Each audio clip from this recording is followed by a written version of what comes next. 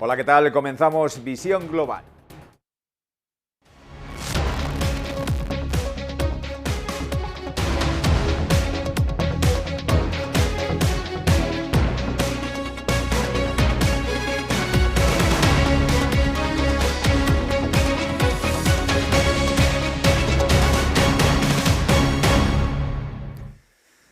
Hola, buenas tardes. Antes de conectar con México y Estados Unidos, como todos los días, repasamos las noticias más importantes del día. El paro de la OCDE se mantuvo en el 6,8% en enero, con Grecia y España a la cabeza. Son 1,6 puntos porcentuales por encima del dato de desempleo de febrero del 2020, antes del impacto de la pandemia y las restricciones consecuentes. Hasta diciembre de 2020, el país con mayor tasa de desempleo era Grecia, con un 16,2%, seguido por España, con un 16% de paro, por delante de Colombia, con un 14,3%. Los países menos castigados por el desempleo fueron Japón, con apenas un 2,9%, seguido de la República Checa, con un 3,2%, y de Países Bajos, con un 3,6%. En cuanto al paro juvenil, España va a la cabeza con un 39,9%, mientras Japón y Alemania son los que más empleo juvenil ofrecen.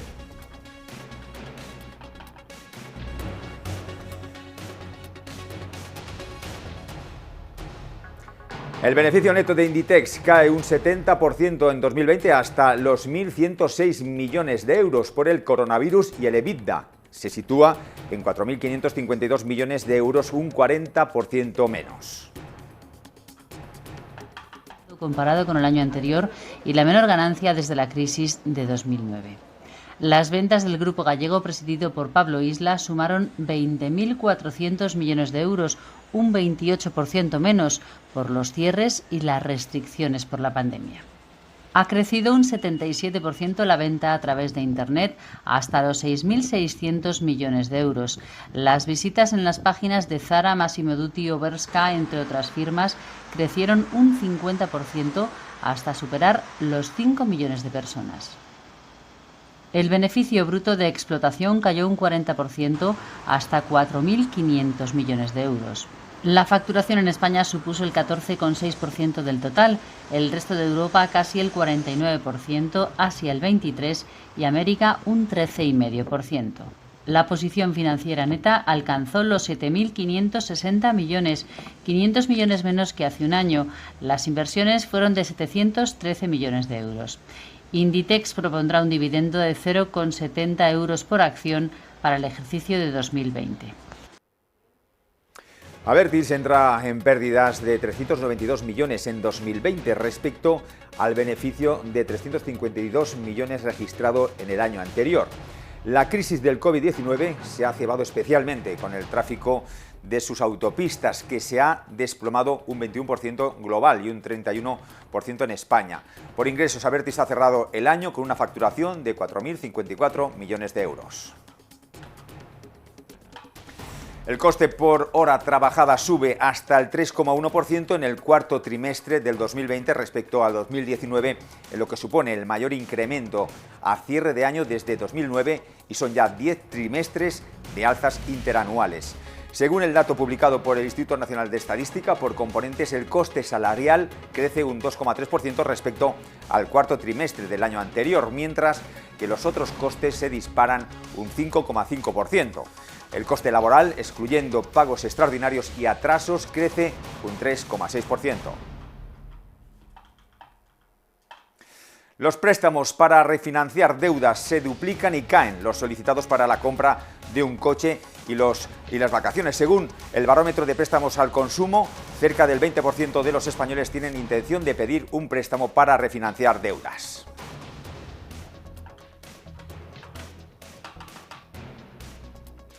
La Seguridad Social cerró en 2020 con un déficit récord de 20.000 millones de euros. Sus ingresos fueron de 152.044 millones de euros y sus gastos de 171.883 millones. El déficit representa el 1,8% del Producto Interior Bruto. La inflación mayorista en China se dispara a máximos de 2018. Según los datos publicados por la Oficina Nacional de Estadística, El índice de precios de producción de China se eleva al 1,7% en febrero frente al 0,3% en enero. Por su parte, el IPC de China, que mide la inflación minorista, registra una contracción del 0,2% el segundo mes del año, tras la caída de 3 décimas de enero debido a los efectos del calendario con las fechas de celebración del Año Nuevo lunar. La presidenta de la Comunidad de Madrid, Isabel Díaz Ayuso, convoca elecciones en la comunidad para evitar que se presente una moción de censura como la que Ciudadanos y PSOE han planteado en Murcia. Las elecciones serán el 4 de mayo. Explica la presidenta que la presidenta ha disuelto la Asamblea y convoca elecciones en Madrid para frenar la moción de censura. Sanidad informa de 4.013 nuevos casos de coronavirus y 291 fallecimientos más. La incidencia acumulada sigue a la baja, situándose en 139 casos frente a los 142 del lunes. El Ministerio propone a las comunidades autónomas el cierre perimetral en Semana Santa y también en el puente de San José. Es hora de conectar con nuestro compañero José Ricardo Rangel.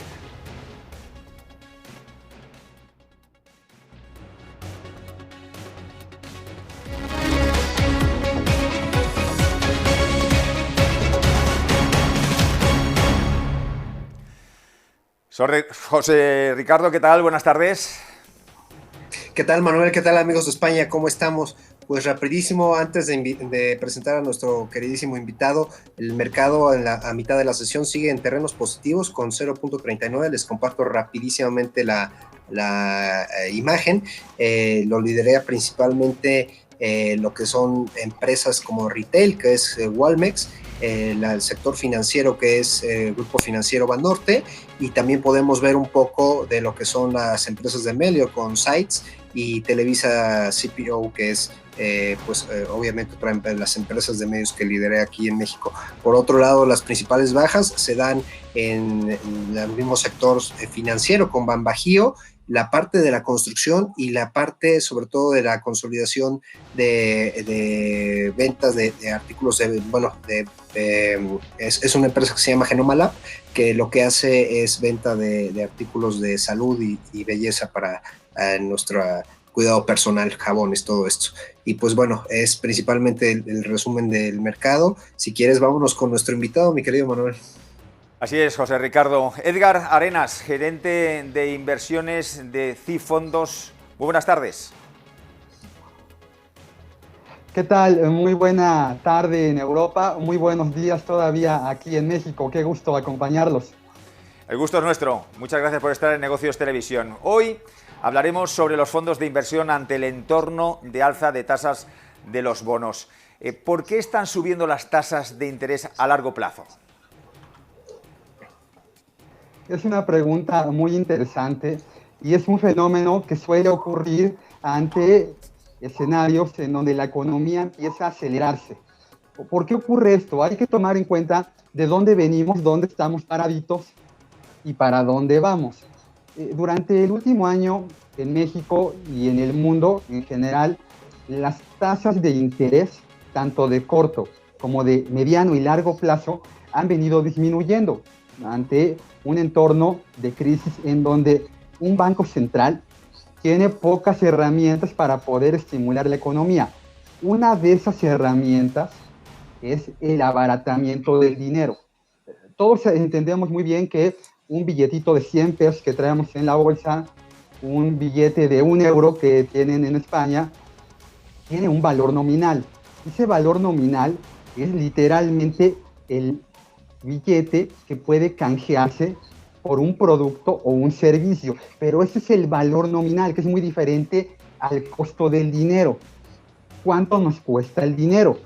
El dinero nos cuesta la tasa de interés que pagamos por obtenerlo. Así que abaratar el dinero es un mecanismo que los bancos centrales han utilizado para poder estimular el crédito. El crédito estimula el consumo estimula la producción y entonces generamos un círculo virtuoso. En la economía en México, hace un año, en niveles prepandemia, teníamos tasas de interés muy cercanas al 7%. En un periodo de menos de 365 días, algo que a mí no me había tocado ver en 20 años que tengo dedicándome a temas financieros, la tasa de interés se recortó en 10 sesiones consecutivas, llevándola a niveles de 4%. Y esto también ocurrió en Estados Unidos, donde la tasa se fue al 0%. Hoy el bono español está a niveles de 0.36%. En Alemania y Francia los bonos están en terrenos negativos. Bueno, en este entorno donde estamos actualmente y en donde se ha inyectado una gran cantidad de dinero en todo el mundo a través de impresión, literalmente de billetes y de recompra de activos gubernamentales. Por ejemplo, solo en Estados Unidos, el último programa de inyección de liquidez de la administración Biden autorizó 1.9 billones de dólares, que sumado a lo que Donald Trump ya había inyectado, es prácticamente el 20% del Producto Interno Bruto de Estados Unidos, que además es el 25% del PIB global. Es mucho dinero, es muchísimo dinero. Estados Unidos ha impreso más dinero en un año de lo que había impreso desde que la Reserva Federal se fundó hace 200 años hasta la década de los 70. Es una cantidad gigantesca. Esto provoca que la economía sufra de un fenómeno que aquí en México nos duele mucho, Ricardo, es el fenómeno inflacionario. Hay mucha gente que nos escucha, nos ve aquí en México y que seguramente nos ve en Europa y no creerían que en un entorno en el que México tiene una inflación menor al 4% ahorita, el último dato que tuvimos de inflación fue del 3,76, pero en el 87, en el 88, en los 90, México tenía inflaciones del 150%, o sea, era una cosa gigantesca, una espiral enorme. Bueno, cuando estas espirales inflacionarias, cuando la inflación empieza a crecer, el fenómeno que ocurre con los plazos en México, Banco de México puede emitir bonos desde 28 días, pero puede emitir bonos hasta 30 años. Los bonos de largo plazo, 10, 20 y 30 años, suben su tasa de interés. Va muy ligado a la tasa de largo plazo con el tema de inflación. Y esto ocurre porque el inversionista en corto plazo, aquí en México utilizamos los 7 a 28 días, cuando perciben que la inflación es igual a su ganancia en un bono gubernamental, una tasa real igual a 0, lo que hacen es mudar el dinero a tasas de interés que tienen el mismo riesgo crediticio, un bono emitido por el mismo Banco Central, pero con horizontes muy largos. Y esto perjudica a los tenedores de estos activos en fondos de inversión, por ejemplo. Sí, Ricardo. Y Edgar, la pregunta es en torno a esta posible migración de activos, es decir, lo que tú nos estás diciendo es de que posiblemente algunos inversionistas pudieran optar por este tipo de bonos, por el menor riesgo y dejar un poquito la parte del mercado de capitales. Aquí en México, pues hemos tenido sesiones muy positivas en las últimas 2 semanas. ¿De qué forma podría el inversionista, o más bien la parte de los fondos de inversión, se puede ver afectada en algún momento a tener esta migración? ¿O de qué forma podría actuar el inversionista ante esta situación? Sí, era exactamente lo que iba a presentar mi querido Ricardo. Es una pregunta que además se complementa muy bien con el tema de mercado de capitales, porque el inversionista, al percibir que en el futuro hay una mejor expectativa de inversión, puede ocurrir un fenómeno en donde esta gran inyección de liquidez siga permeando en el mercado de renta variable, pero también amerite que el inversionista mude a través de fondos de inversión o comprar el bono en directo a este tipo de instrumentos, pero mucho cuidado, porque la gente dice, entonces, bueno, hay que tener el dinero en este tipo de bonos de muy largo plazo, pero ocurre algo muy interesante, es que cuando la tasa de interés de largo plazo sube, el precio del bono baja. ¿Cómo se explica? Es algo muy sencillito, y lo explicamos en un minuto. Los bonos de largo plazo tienen 3 características.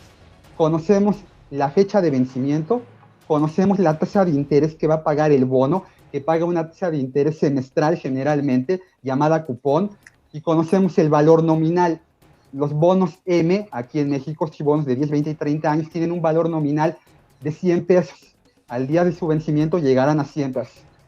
Pero cuando hoy un inversionista compra un bono de estos con una tasa de interés que ahorita está más o menos a 10 años en el 6.25, y la semana que entra hay emisiones al 7%, el inversionista que tiene la posibilidad de elegir entre cualquiera de estos dos bonos, elegiría por cuál, por el de la tasa más alta, el de la próxima semana. Así que yo que me quedé con mi bono al 6.25, no puedo modificar si me quiero deshacer de él, ni la fecha de vencimiento, ni tampoco la tasa fija. Esa está pactada desde que el bono se emite. ¿Qué es lo único que puede cambiar? El valor nominal. Este valor nominal se mueve a lo largo de 5, 10, 20, 30 años. Todos los bonos tienen una evaluación diaria. Y en el caso de un bono, cuando traemos una tasa de interés de 10, 20, 30 años a valor presente, puede afectar el rendimiento generando minusvalías. Es decir, que el precio de nuestro bono esté por debajo del costo al cual lo adquirimos. Entonces hay que tener mucho cuidado. Los fondos de inversión de deuda de largo plazo son muy atractivos, hay que saberlos manejar. A mí me encantan para los inversionistas sustituyendo sobre todo pagarés bancarios, en donde el inversionista tiene el dinero un año, ¿no? Son bonos de muy largo, de largo plazo, pero bueno, teniendo un riesgo contraparte más bajo, deuda gubernamental. Una evaluación mucho más transparente. Conocemos diario cuál es el valor del bono y sabiendo que la tasa de interés es una tasa muy competitiva, Ricardo. Hoy los CETES están en 4% y la tasa de interés en México está de 10 años en 6.25 y a 30 en 7.18. Hay un aliciente, pero hay que tener mucho cuidado, sobre todo en el horizonte de inversión cuando invertimos en este tipo de fondos. Edgar, y una pregunta final con todo este tema de las tasas, pues ahora sí positivas de los bonos. ¿Cuáles son los principales riesgos en México que pudieran verse afectados para que impacten en alguna forma ante este tipo de inversión, Edgar? Bueno, hoy todavía el riesgo más importante en materia de deuda en México sigue siendo la revisión a la baja de nuestra calificación soberana. Y esto es muy probable que este año no ocurra, ¿no? Esto no significa que el 2022 no nos pueda traer algún impacto. Hoy los fondos de inversión que tienen deuda gubernamental, sin importar si es un 7 a 28 días, o que están conformados por bonos a 30 años, siguen siendo fondos de inversión con calificación AAA. Es la mejor calificación que puede tener un fondo de inversión en México. Así que el riesgo crediticio hoy es prácticamente inexistente. Pero el riesgo valuación es diferente y ahí sí podemos encontrar que exista una minusvalía si la curvatura y la trayectoria de la tasa de interés sigue subiendo. En materia de la gente de a pie, el riesgo principal que yo veo en el futuro sigue siendo la inflación, que aunque en voz de Janet Yellen, ella dice que al menos hoy no hay que preocuparnos, la inflación en Estados Unidos acaba de salir hace algunos minutos en 1.7, todavía por debajo del 2% que Estados Unidos tiene como rango establecido, se ha incrementado y me parece que la inflación será de lo que hablaremos durante mucho tiempo en los próximos meses, mi querido Ricardo. Edgar Arenas, muchísimas gracias. Yo creo que vamos a estar al pendiente en sectores, en todos estos incrementos de precios que van a existir a raíz de que se vayan abriendo un poquito más las restricciones con respecto al COVID. Manuel, no sé si tienes alguna otra pregunta. Está todo bien, gracias José Ricardo. Edgar Arenas, gracias por estar con nosotros. Buenas tardes. Un abrazo, Manuel. Nos vemos el día de mañana, Manuel. Hasta luego. Hasta luego. Y nosotros nos vamos, como siempre, como todos los días, a Nueva York, porque nuestra corresponsal en Estados Unidos, Visila Bococo, ha entrevistado a Stephanie Espy. Han hablado cómo influye Steam en nuestras vidas. Nosotros los despedimos hasta mañana, como todos los días, y no se pierdan a las 7. No se pierdan a las 7 Off the Record con Pino Betancourt. Buenas tardes. Adiós. Welcome to Global Vision. I'm extremely excited to have here with us Stephanie Espy, who is going to talk to us about STEM, an area that everyone is talking about it, but connected with women. So I just want to welcome you, Stephanie, and thank you so much for speaking with us. Thank you so much for having me today. I'm excited to be here. Well, Stephanie, the first question is, Who is Stephanie Espy? Can you tell us a little bit about yourself? Yeah, so I'm Stephanie Espy. I grew up in Decatur, Georgia, which is outside of Atlanta, Georgia. I grew up with parents who are both engineers. So I have a lot of influence and inspiration that really drove me to studying engineering myself. I have 3 siblings. So we were a family of 6 growing up, and my parents just infused math and science into our daily, normal routine life at home. So a lot of things that we did at home were STEM related. Back then STEM wasn't really a term back in the 90s. So we didn't really call them STEM activities, but when you think about the different things that we were involved with and that we did, they definitely were math and science oriented, technology oriented. And so, so I grew up with a dad who was like, electrical engineer who really, because he has 3 daughters and 1 son, definitely was a lot hands-on with, the girls, not just favoring the boy over the girls, but introduced his daughters to a lot of very technical things. And we used to help him fix the car and just fix different things around the house.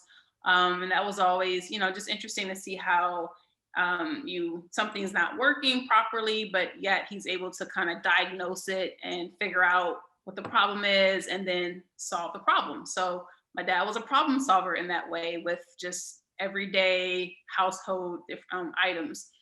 And then my mom loves math, loves science. And so she would share her interests just in little things, even like cooking demonstrations. My mom loves to cook. And so math and chemistry were part of, her cooking. And she would, have us measure certain things and add different ingredients, but always figuring out what ratio was appropriate to add. If you wanted to double the recipe, how much more of something would you need? So it was like teaching us lots of different types of mathematical calculations, but not calling it that. Same thing with like going to the grocery store, going to the shopping mall when she would take us and we would have to calculate the discount on an item that we wanted. So if something was on sale and then we had an additional 10% coupon or something, how much would the item cost? How much would it cost before tax, after tax?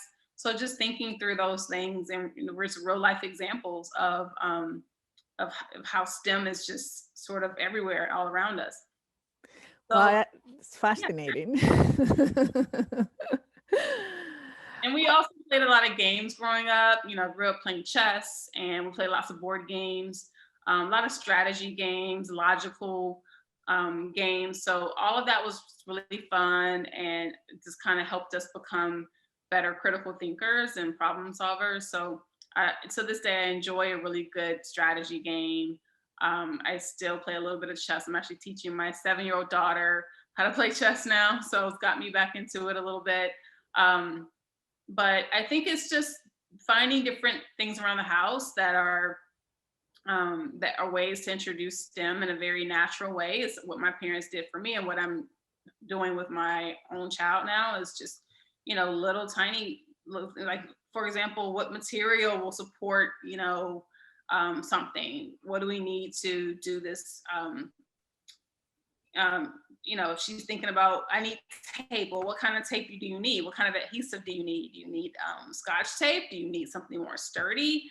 What are you using the tape for? So just little things to kind of get her thinking about materials, into recycling and reusing. And so using things in different ways to teach her about the importance of saving the environment, and that leads to more conversations. So the more you can kind of introduce them naturally, just with everyday home life, the more appreciation I certainly had growing up, and passing that down to my own daughter. So that was my life kind of growing up. And I also have extended family members that are also pretty heavy in the STEM field. So aunts and uncles, cousins, just a lot of my family members, my Atlanta side of my family, um, we're all sort of in some capacity. We all entered into a STEM career in some capacity, and so it was growing up was very similar for all of us, and it was just what my parents and what my extended family valued, and what we saw as just being a way to contribute to society. So, And what leads you to become an entrepreneur? Because I think you have a company called Math SP, and what this company does, and then we will speak a little bit about your path as an author, and of the clubs that you have made in order to promote the STEM in the young girls. But I would love to know what leads you to be an entrepreneur. So before I became an entrepreneur, I was, a college student, a graduate student. I studied chemical engineering in college and grad school. I worked as a chemical engineer. Eventually, I went back to school and got an MBA, Master's in Business. And it was really in that MBA program that I started thinking more about entrepreneurship.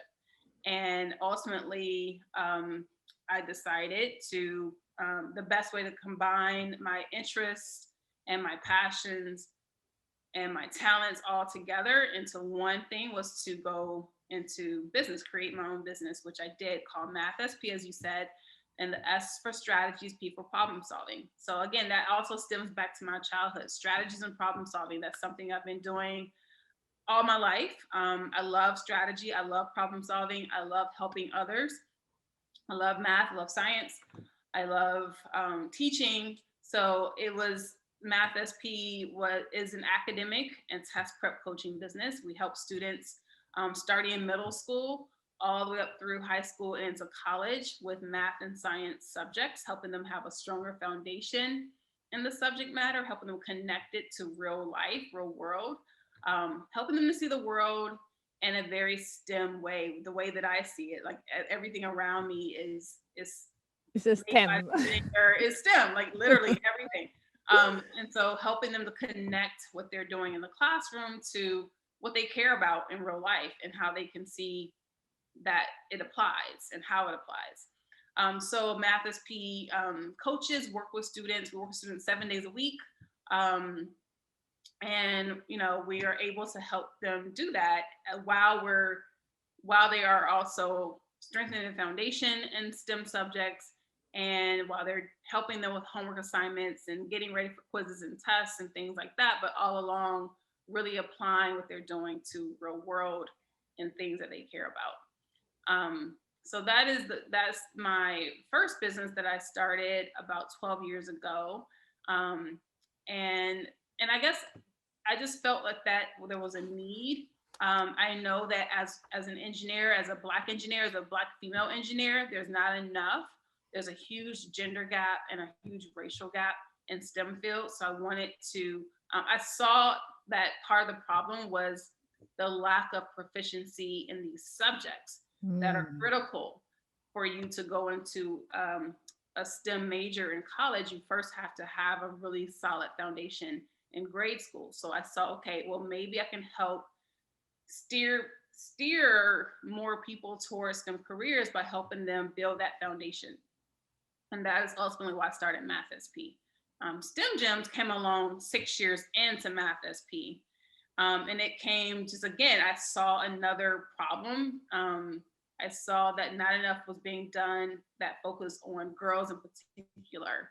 And again, having been a woman engineer, I know there's a huge gap there. So I wanted to do more for girls, which is why I started STEM Gems. How big is the gap? What will be the difference between a regular girl and in America? Where do you see the gaps, and why is the gap? So when you look at the numbers from NSF and other organizations, government organizations that report on these types of statistics, roughly 20% of engineers are women, or earning degrees, I should say, or earning degrees in engineering. on the bachelor's level. And that's all women, 20%. When you look at women of color, underrepresented groups of women of color like African Americans and Hispanics or Latinx community, you're looking more at single digits. So 3, 4, 5% women of color earning degrees in engineering on the bachelor's level. Those numbers are similar for computer science. About 20% women earning degrees in computer science, and then about 4 or 5% women of color in underrepresented groups earning bachelor's degrees in computer science. Same is true for physics, for data science, cybersecurity. A lot of industries are male, STEM industries are male dominated. And we're looking, at roughly 13% women in data science. I don't know the numbers for women of color, but about 13% women overall. So there is, a huge gap. And do you see differences also between the different states in America? Because I know that, of course, you are very influential in Georgia state and you know better about what's happening, but do you see any difference if it's any state that is more prone? No, I haven't seen by state data. It's really just kind of national data. I haven't seen it broken out by state. So I don't know if New York is doing better than Georgia. It's hard to say on a state by state level, who's doing better. But, just nationally, there's a problem. Georgia, we all have room for improvement in every state. I live in Georgia, and I do have a lot of my programs here in the area, but I'm also expanding outside of Georgia because I know there's communities in other states that I could definitely help. So, I'm not limited to just my area. I definitely have, work being done in other states across the country. And why the name STEM Gems? I love the name. Okay, so I have it on my shirt. So you know the acronym STEM, science, technology, engineering, and math. And gems because women in STEM are precious, just like gems are precious, and we're rare, just like gems are rare. So it's just really highlighting that we are truly gems. Like we matter, we're powerful, we're important, we have value. And it's important to shine that light so that people can see that and shine it so brightly that we can help usher in the next generation and make sure that we are closing the gap. So hopefully one day we won't be so rare. We'll be common. It'll be very common for a woman to say, I'm an engineer. It's like, oh yeah, just like it's common for a woman to say, she's a nurse. We want these fields to be very commonplace, and we don't want to have, this gap persist, into the next decades to come. So, but yeah, the STEM Gems just came from the idea that we are in STEM fields and we are here, we're visible. We want to make sure that people know we're here and that though we are few in number, we're still here and we're here too, and we matter. And what is the biggest challenges that you think that women face in the STEM careers in general? Yeah, so once you get in a STEM career, again, you're in a male-dominated space. So there's challenges just by being the only woman in the room or one of few women in the room. And it just depends on the work culture, right? Different companies have different work cultures. And some cultures are excellent for women and some are not. And some value women's input and some don't. And some of our male peers and colleagues respect what a woman's, has to offer and some don't. And the ones that don't may not even know, it may not be a conscious thing. A lot of the biases that you read about and a lot of the research studies talk about the unconscious biases, the things that are done that people are not even really aware of because it's never been brought to their attention. So it's really about being assertive and using your voice. And as a woman, oftentimes you have to really assert yourself into the conversation If you're in a group meeting, for example, and you're around a table that has 90% men, or maybe the only woman in the room, you have to make sure that your voice is powerful in that conversation, that you're being heard, that you're not being talked over, that people are not just hearing you, but they're listening, and they're taking your input. They're weighing it as like they would do the next person, that you're not less than because you're a woman or because you're a person of color, that again, you matter. And so that just requires a lot of assertiveness from the part of the woman. And again, it's about company culture as well, because the culture of the company is very, built such that people value your input, and you feel that, and it's appreciated, then you're not going to have, the challenges that you may have in different work environments. And I think that because of all the diversity and inclusion work being done, most companies have diversity and inclusion teams that make sure that these things don't persist, and they're helping to build that company culture. And those people are valued, and they're necessary, such that you don't have those engineers, those technologists, those scientists feeling, undervalued or unappreciated or overlooked. So I think that we're definitely trending in a better place overall. Some companies do it better than others. Some are still trying to put in those sorts of, build that culture or change that culture. And that's hard to do. It takes time to change a culture or to build something. But still, you see the work being done every day. And I think that we just need more of that to ensure that women, people of color, underrepresented groups in general, disability, whatever it may be, those groups of people feel empowered and they feel like they are, even if they're the only one in the room, they still feel, that they matter. You see, I think you must be super proud that you are considered one of the top influential women in Georgia. And I think that also gives you a sense of responsibility somehow. What will be the legacy that you want to leave behind, and what is next for you? Well, it all connects back to the gender gap for me, and a legacy of helping to close the gap, a legacy of service, of being visible, of reaching back to that next generation, the ones that are currently in middle school and high school, and showing them the path of how to navigate a STEM career. That's really everything I'm doing is really about the next generation and connecting them with opportunities in STEM, with women in STEM, with allies in STEM, with careers in STEM, and helping them navigate their path forward. So that is what I've built my work, around, that allows me to leave that legacy behind. And what's next is, I'm always working on ways to do that. So this coming March, on March 20th, is our virtual summit, our STEM Gems virtual summit. It's called Women Empowering Girls.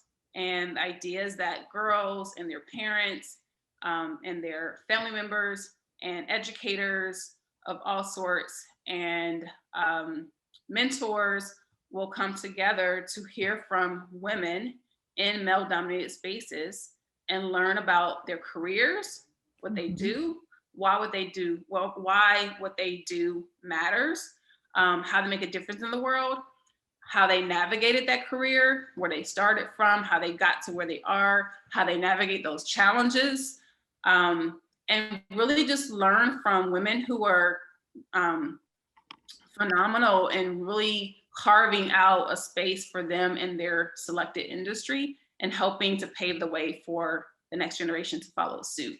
So that summit is again on March 20th, and I'm really looking forward to it because we have some awesome speakers lined up and some careers that again are super underrepresented by women. So that was very intentional in choosing women who are in careers that don't have enough limelight, that don't have enough spotlight, that people can go their entire lives and never knew even existed. Shining the light on those careers, shining the light on those women, and making sure that this reaches the masses so that it becomes more common and more well-known than sort of hidden and buried. Well, I mean, I could not be more grateful for your time and for your passion and enthusiasm, because really we just listen to you. Someone has to love STEM, definitely. You make it look so easy. And I think because you are able to apply STEM in our regular lives, and that's exactly what you're trying to do with children, and particularly in that ages, is to see why it's STEM so important. And I think that it should be for all of us to understand that STEM is part of our lives, and it is so important. And I also love the fact that your mission in life is to close that gap. And we wish you tons of luck with that. And obviously in our channel, that's exactly what we are here for, also to bring awareness of these issues. And people, without knowing what's happening, it is impossible to change the problem. So thank you so much for just sharing so much with us today. And we're really grateful for that. Thank you. Thank you for having me.